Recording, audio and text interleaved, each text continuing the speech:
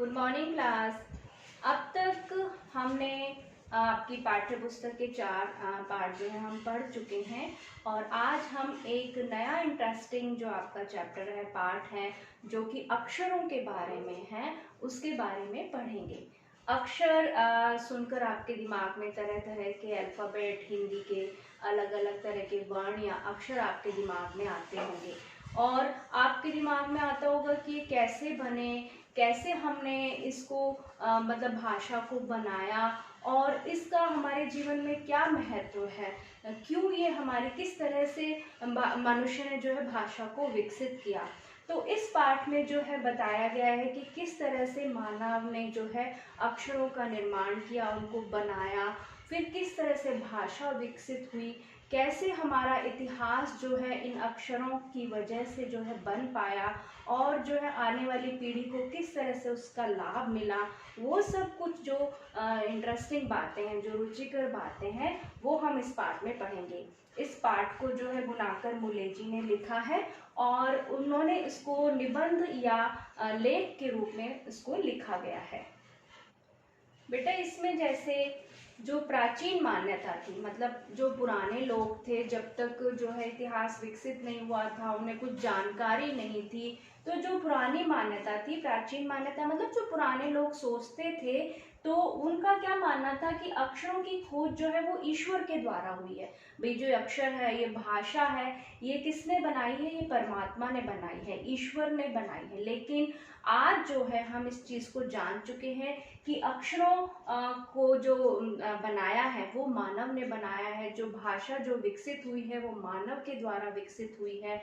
तो जो पुरानी मान्यता थी वो ये थी कि जो अक्षरों की खोज है वो ईश्वर ने की, लेकिन वास्तविकता में हम जान गए हैं कि ये अक्षरों की खोज ईश्वर के द्वारा नहीं की गई, बल्कि मनुष्य ने खुद इसको बनाया है और अपनी अपनी अलग अलग जो है भाषाएं विकसित की हैं।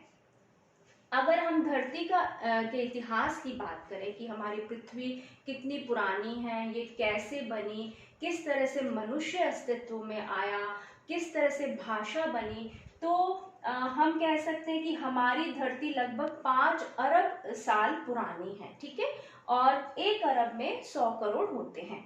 उसके बाद 2-3 अरब साल तक इस धरती पर किसी प्रकार के जीव जंतु नहीं थे, क्योंकि हमारी धरती जो है, आपने पढ़ा होगा कभी कि हमारी धरती जो है वो एक आग का गोला थी। वो सूरज से एक टुकड़ा था सूरज का टूटा हुआ, जो धीरे धीरे ठंडा हुआ, शांत हुआ और फिर उस पर जो है उतने सालों तक, जब तक उसका तापमान इतना गर्म रहा कि वहां पर कोई जीवन संभव नहीं था, तो किसी तरह के कोई भी जीव जंतु वहां पर नहीं थे।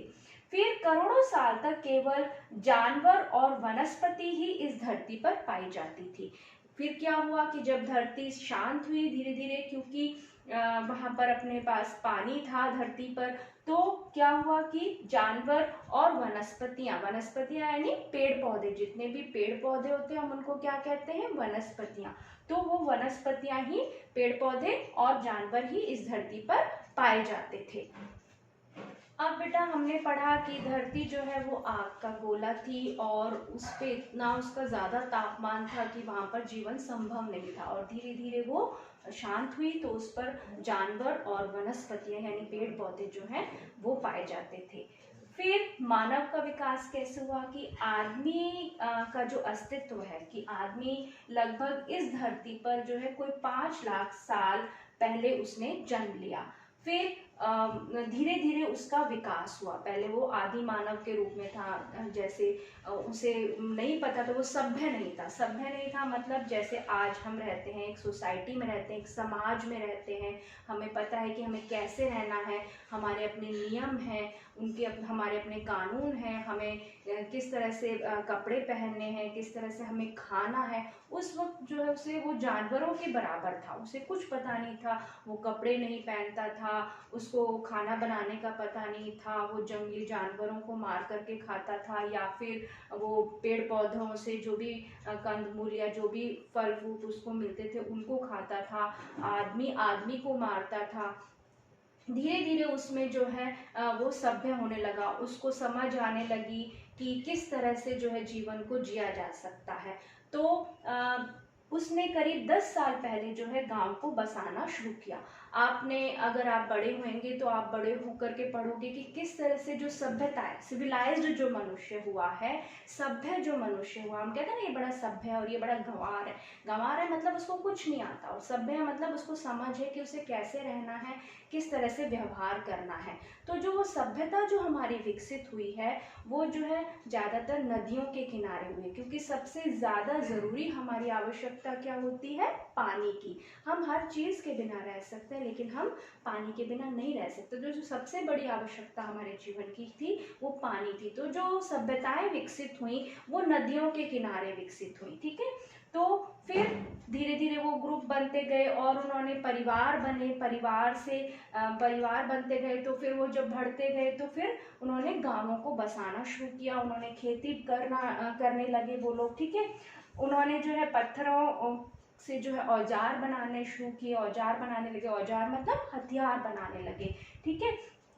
फिर उसने तांबे और कांसे के भी औजार बनाए। ये दोनों क्या है? धातुएं हैं, तांबा और कांसा। जैसे और भी धातुएं होती हैं, जैसे स्टील है अपना, ठीक है, और अपना लोहा है, इस तरह से ये भी धातुएं होती हैं। तो इनसे औजार बनाए। उसकी जो सबसे बड़ी खोज थी वो क्या थी? आग की खोज, ठीक है। उसने जब अग्नि का आविष्कार किया तो फिर वो आगे आगे और बढ़ने लगा। हाँ जी बेटा, अब ये है प्रागैतिहासिक काल और प्रागैतिहासिक मानव। सबसे पहले तो मैं आपको बताती हूँ कि प्रागैतिहासिक का मतलब क्या है। प्रागैतिहासिक शब्द का मतलब होता है इतिहास से पहले का समय, ठीक है।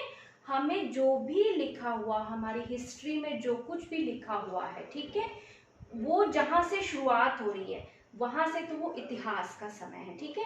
लेकिन वो इतिहास जहाँ से हमने लिखना शुरू किया या हमारे पास जहाँ से उपलब्ध है, जो हमारे पास मौजूद है, ठीक है, वहीं से तो इतिहास शुरू नहीं होता, वहीं से तो हिस्ट्री शुरू नहीं है। उससे पहले भी जीवन था, ठीक है, मानव थे, जानवर थे, वनस्पतियां थी, ठीक है, लेकिन उसका हमारे पास कोई इतिहास नहीं है। क्यों नहीं? क्योंकि तब हमारे पास भाषा नहीं थी, अक्षर विकसित नहीं हुए थे। अक्षरों से ही आगे चलकर क्या विकसित हुई है? भाषा विकसित हुई है। तो उस वक्त भाषा नहीं थी। तो सबसे बड़ी बात कि अक्षरों के विकास के साथ, अक्षरों के निर्माण के साथ ही भाषा की शुरुआत हुई और उससे ही इतिहास आया, ठीक है। तो सबसे बड़ी बात क्या, कि जो इतिहास से पहले का काल था और इतिहास से पहले का जो मानव है वो कैसा था।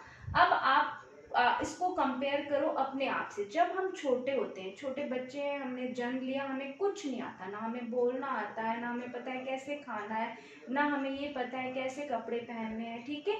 हम जब छोटे हैं, ठीक है, तो आपको अपने जब भाव व्यक्त करने होते हैं, आपको अपनी कोई बात जो है मम्मा तक पहुंचानी है, पापा तक पहुंचानी है, आपके पास साउंड है, आवाज है, ठीक है, ध्वनि है, आप अलग अलग तरह की आवाजें निकालते हैं। अब तो क्या हुआ कि हमारी भाषा विकसित हो चुकी है, आप मम्मा को, पापा को, परिवार के और लोगों को बोलते हुए सुनते हो, ठीक है, उनको आप, बच्चा उसको कैच करता है, उसको ग्रहण करता है, ठीक है, और फिर वो उसको बोलने की कोशिश करता है। हम बच्चे को जो है उसके पेरेंट, उसके परिवार वाले उसको बोलना सिखाते हैं, वो जो उनकी भाषा होती है वो बोलते हैं और बच्चा उसको कैच कर करके बोलना सीखता है, ठीक है, उस ध्वनि को सुन सुन करके, और उसको बोलने की पावर जो है भगवान ने दी है, तो वो बोलने की कोशिश करता है और वो भाषा को सीख जाता है। लेकिन जब इतिहास से पहले का मानव था, जब कोई भाषा थी ही नहीं, तो उसने फिर कैसे बनाया उसको, वो अपने भावों को कैसे व्यक्त करे, वो किसी को अगर मैसेज देना चाहता है तो वो कैसे करे।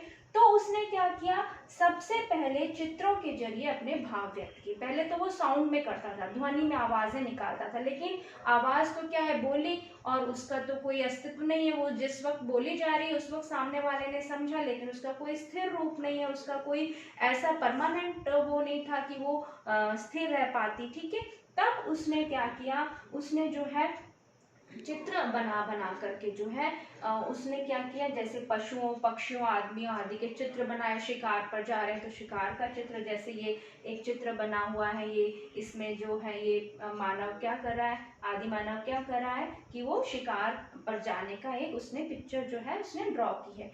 वो क्या करते थे, पत्थरों पर जो है कुरेद कुरेद करके, ऐसे चोट कर करके वो इस तरह से साइन बनाते थे। ठीक है, तो पहले उसने प्रागैतिहासिक काल के जो मानव था, यानी इतिहास से पहले का मानव, जब हमारे पास भाषा नहीं थी, उस समय के मानव ने क्या किया, जो अपने भावों को जो व्यक्त किया, अपना जो मैसेज जो उसने अपने दूसरे साथियों को देना चाहा, उसके लिए उसने सबसे पहले पशुओं, पक्षियों, आदमियों आदि के जो भी प्रकृति में चीजें उपलब्ध थी, उनकी जो है वो चित्र बनाने लगा। वो साइन के रूप में, चिन्ह के रूप में जो है वो विकसित होते चले गए। हाँ जी बेटा, फिर उसने चित्रों के द्वारा जो है अपना मैसेज देना शुरू कर दिया। धीरे धीरे उसने चिन्ह बना लिए। ठीक है, अब अलग अलग जगह की अलग अलग भाषाएं, आपके दिमाग में आएगा कि भाषाएं तो बहुत सारी हैं, तो अलग अलग रूप से मानव विकसित होते चले गए। गांव बढ़ने लगे, तो वो गांव जब लोग बढ़ने लगे तो वो जगह बदल बदल करके दूसरी दूसरी जगह बसने लगे। ठीक है, तो जगह जगह वो जो है अलग अलग जो है धीरे धीरे जब आदमियों की, मानवों की संख्या बढ़ने लगी, तो वो अलग अलग तरह के बड़े छोटे गांव होते थे। पहले एक छोटी परिवार होता था, फिर एक छोटी सी सोसाइटी, समाज बना, फिर गांव बढ़ते चले गए, तो आगे आगे वो इस तरह से अलग अलग जगह जब वो चले गए, तो वो अलग अलग साउंड के अलग अलग चिन्ह बनते चले गए, तो और सबकी भाषाएं अपनी अपनी अलग हो गई। ठीक है, तो जब जैसे अब जो चीजें उनको दिखाई देती थी उसका तो उन्होंने चित्र बना दिया। ठीक है, जैसे सूर्य का चित्र था, तो वो एक वृत्त मतलब गोला ऐसा बना करके, और जो उसकी किरणें हैं उसके लिए उन्होंने ऐसे जो है साइन बना दिया, ये उन्होंने सूर्य का चित्र बना दिया। लेकिन इसी चित्र से उन्होंने अपने भावों को भी व्यक्त किया। कैसे व्यक्त किया, ये तो है कि एक चीज है, एक प्रकृति की दी हुई हम एक चीज है, उसका उन्होंने सूर्य का चित्र बना दिया। लेकिन अब हम, मुझे गर्मी लग रही है, ठीक है, या ताप है, ठीक है, तो उसके लिए जैसे आग है, आग भी गर्मी और धूप का द्योतक हो सकता है। द्योतक मतलब उसको संकेत दे रहा है, उसका इशारा कर रहा है हमारी तरफ। ठीक है, तो वो जो है एक तरह से चित्र जो थे, चित्र संकेत के द्वारा वो भावों को भी व्यक्त करने लगे। अपने भाव जो होते हैं, भाव क्या होता है कि जैसे मैं कहूँ मुझे गर्मी लग रही है, अब ये क्या है, एक भाव है, गर्मी लगना एक भाव है। ठीक है, मैं दिखा नहीं सकती कि वो गर्मी क्या है, लेकिन मेरे को बेचैनी महसूस हो रही है, मुझे प्यास लग रही है, मुझे पसीना आ रहा है, तो ये सारी चीजें क्या है, भाव है। सर्दी लग रही है, अंदर से सिहरन महसूस हो रही है, मुझे ठंड लग रहा है, ऐसा लग रहा है मैं कुछ ओढ़ लूं। ठीक है, तो वो क्या है, ये भाव है। तो इन भावों को व्यक्त करने का फिर उन्होंने उसको जरिया भी बना लिया। बेटा हमने पढ़ा कि प्रागैतिहासिक काल में, जो इतिहास से पहले का काल था, उसमें उसने चित्र संकेत बनाए, और उन्हीं चित्र संकेतों के माध्यम से वो भाव संकेत भी जो है बनाने लगा। जैसे सूरज का चित्र, अब ये जो मैंने पिक्चरें लगाई हैं, ये वो उन्हीं की हैं जो प्रागैतिहासिक समय की हैं। जैसे यहाँ पर देखिए वो शिकार पर जाता हुआ दिखाई दे रहा है। ये जो है ये एक भाषा की लिपि के रूप में है, जो साइन बनाए हुए हैं। ठीक है, यहाँ पर भी देखिए जगह जगह जानवर बन रहे हैं, और इसमें अलग से ये सर्किल बना के उन्होंने अपने अलग अलग संकेत बनाए हुए हैं। ठीक है, तो इस तरह से उन्होंने पत्थरों पर तराश तराश करके जो है अपने संकेतों को स्थिर किया, क्योंकि मौखिक रूप में जब वो बोलते थे, जिन ध्वनियों को काम में लेते थे, तो वो उसका एक कोई स्थिर रूप नहीं था। ठीक है, वो बदल भी सकते थे, और उनको याद रखना भी मुश्किल था। तो उन्होंने उस स्थिरता लाने के लिए और एक अपना एक सिस्टम बनाने के लिए उन्होंने क्या किया, उनको चिन्हों के रूप में जो है विकसित कर लिया। तो उससे क्या हुआ, वो एक हमारी लिपि विकसित हो गई। ठीक है, लिपि क्या आपने पढ़ा होगा फर्स्ट चैप्टर में कि लिपि क्या है, लिपि जो है किसी भी भाषा को लिखने का जो ढंग है, जो तरीका है, वो क्या कहलाता है, लिपि कहलाता है। ठीक है, तो इस तरह से जब वो स्थिरता आती गई, तो वो हर भाषा की अपनी अपनी लिपि जो है विकसित होती चली गई। जैसे हिंदी भाषा की देवनागरी लिपि है, पंजाबी की गुरमुखी है, अंग्रेजी, फ्रेंच, इन भाषाओं की जो है लिपि जो है वो क्या है, रोमन है। तो जिन भाषाओं की लिपियां समान थी, जिन भाषाओं की लिपियां समान थी मतलब लिखने का ढंग एक जैसा था, उनमें अक्षरों की बनावट भी एक जैसी होती है, ये आपने पढ़ा होगा। ठीक है, जैसे हमारे यहाँ हिंदी, संस्कृत, मराठी, नेपाली, इन भाषाओं की लिपि जो है देवनागरी है। तो जैसी अक्षरों की बनावट हमारे यहाँ है वैसे ही अक्षरों की बनावट उनकी भी है, लेकिन बस थोड़ा सा जो मौखिक रूप में जो फर्क है, बोलने का जो फर्क है, वो वहाँ पर देखने को मिलता है। ठीक है। आप जैसे आप अपने यहाँ क्या है, अंध विद्यालय है, वहाँ पर कौन कैसे बच्चे पाए जाते हैं? वो बच्चे जो मूक या बधिर हैं या फिर जो आंखों से देख नहीं सकते। ठीक है। अपने यहाँ मूक बधिर विद्यालय है गंगानगर में अपने। तो आप कभी वहाँ आपने विजिट किया हो तो आपने देखा होगा कि जो देख नहीं सकते या जो सुन नहीं सकते या जो बोल नहीं सकते, भगवान ने जिनको ये पावर नहीं दी है, तो वो अपने भावों को कैसे व्यक्त करते हैं? वो अब भी अपने भावों को, उनको अपने विचारों को, अपने भावों को व्यक्त करने के लिए वो ये जो है साइन लैंग्वेज है, जो संकेत भाषा है, उसके द्वारा जो है अपनी बात को सामने वाले को समझाते हैं। ठीक है। तो ये एक तरह से आप इससे भी समझ सकते हैं कि वो जब हम नहीं बोल सकते, जब हम नहीं सुन सकते हैं, तो एक तरह से वो स्थिति कि जब हमें कुछ नहीं आता, जो आदिकाल का जो मानव था तो उसकी स्थिति भी वही थी बेटा, वही उसके समान था, क्योंकि उसे कुछ नहीं पता था। ठीक है। तो पहले उसने क्या किया, पहले संकेतों को विकसित किया, उसने इशारों से बात करनी शुरू की। फिर क्योंकि वो इशारे जो थे वो तो हवा में रहते थे या मौखिक थे, उनका कोई स्थिर रूप नहीं था, तो उसने जो है उनको लिखना शुरू कर दिया, उसने उनको उनके साइन बनाने शुरू कर दिए, चिन्ह बनाने शुरू कर दिए। धीरे धीरे उनमें एक रूपता आई, स्थिरता आई। एक रूपता आई मतलब एक जैसा वो हो गया। जब एक जैसे वो हो गए तो हमने उसको क्या किया, हमने उससे भाषा को विकसित कर दिया। यानी पहले मौखिक रूप से ध्वनि आई, फिर संकेतों के रूप में आई, ठीक है, इशारों के रूप में, फिर उनको हमने स्थिर किया, लिखना शुरू किया, चिन्ह फिक्स कर दिए हमने, तो उससे लिपि का विकास हुआ। तो अक्षरों से शब्द बने, शब्दों से जो है वाक्य बने, वाक्यों से क्या बन गए, पद बने, पद मतलब पैराग्राफ, फिर उसके बाद उनसे जो है भाषा बनी, और इस तरह से जो है वो भाषा जो है विकसित हो गई। अब बेटा हमने इस पाठ में जो है अक्षरों के बारे में पढ़ा, तो अक्षरों का क्या महत्व निकल के आया, उसकी क्या इम्पोर्टेंस है। ठीक है। जो अक्षरों की खोज है वो मनुष्य की सबसे बड़ी खोज है। कैसे कि हम जो है उसके बाद अक्षरों को जब हमने इजाद कर लिया, हमने भाषा बना ली, हमने उसको खोज लिया, तो हमारे विचारों को और जो हमारा हिसाब किताब था उसको हम लिख कर रखने लगे। ठीक है। वो लिख कर के तो क्या है, वो सालों से पड़ा है, हम उसको संभाल करके रख सकते हैं। लेकिन अगर वो सिर्फ मौखिक रूप में है तो उस बात को ना तो याद रखा जा सकता है, ना ही वो कितना सत्य है, कितना उसमें सच्चाई है, कितना उसमें झूठ है, वो हम पता नहीं लगा सकते जो मौखिक रूप होता है। ठीक है। तो लिखित का हमारे पास प्रूफ होता है, ठीक है, सबूत होता है हमारे पास। तो जब अक्षरों की खोज हो गई तो उससे एक तो क्या हो गया कि हम अपने विचारों को, हिसाब किताब को, जो भी चीजें थी उनको हम लिख करके रखने लगे, जो हमारे एक्सपीरियंस थे, अनुभव थे, उनको हम लिखने लगे। ठीक है।